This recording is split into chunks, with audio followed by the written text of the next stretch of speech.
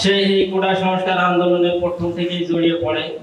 সে বেগম রোকেয়া বিশ্ববিদ্যালয়ের অন্যতম সমন্বয়ক ছিল, যে কারণে আওয়ামী সরকারের এই স্বৈরাচারী সরকারের গুন্ডা বাহিনী, পুলিশ বাহিনী আমার ভাইকে টার্গেট করে 16 জুলাই নির্মমভাবে শহীদ করেছে।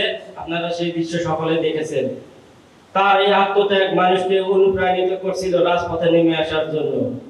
যে পরবর্তীতে এই জুলাই অভ্যুত্থান পরবর্তী 5ই আগস্ট পরবর্তী আমার সাথে অনেক শহীদ ফ্যামিলি এবং আহত ভাইদের দেখা হয়েছে।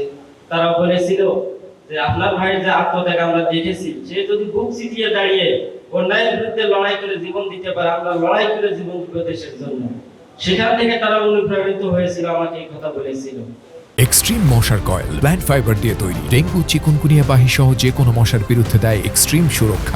আমাদের এই ভাইদের যে স্বপ্ন ছিল বৈষম্যহীন বাংলাদেশ, আমরা চাই অন্তর্বর্তীকালীন সরকার আছে, এই সমাজের বৈষম্য দূর করার জন্য তারা যেন তাদের সাধ্য অনুযায়ী চেষ্টা করে যায়, এবং যারা নির্বাচিত সরকার আসবে তাদের এই শহীদদের যে স্বপ্ন ছিল বৈষম্যহীন বাংলাদেশ, এই বৈষম্য যেন দেশ থেকে দূর হয়।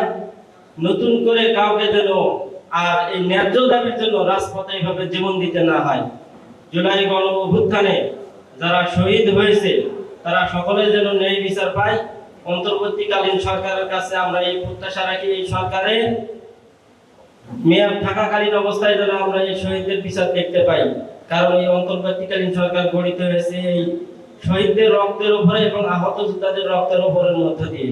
আমরা চাই এই সরকার থাকা অবস্থায় দ্রুত সময়ের মধ্যে শহীদদের যে আত্মত্যাগের বিচার করবে, এবং যারা আহত হয়েছে, বিশেষ করে অঙ্গহানি হয়েছে, হাত হারাইছে, পা হারাইছে, তারা সারা জীবনের জন্য তারা পঙ্গুত্ব বরণ করেছে, তাদের পুনর্বাসনের ব্যবস্থা করতে হবে। এবং বিশেষ করে শহীদ ফ্যামিলির যারা মাত্র একজন ব্যক্তি, উপার্জনক্ষম ব্যক্তি, অনেক শহীদ ফ্যামিলির মাত্র একজন উপার্জনক্ষম ব্যক্তি ছিল, তাদেরকে তারা হারাইছে। তাদেরকে সবার আগে গুরুত্ব দিয়ে তাদের পুনর্বাসনের ব্যবস্থা করতে হবে। এবং আমরা যে বৈষম্যহীন বাংলাদেশ দেখতে চেয়েছিলাম, আমরা এটা দেখতে চাই। আমরা চাই না নতুন করে এই দেশে কোনো ফ্যাসিবাদের জন্ম হোক।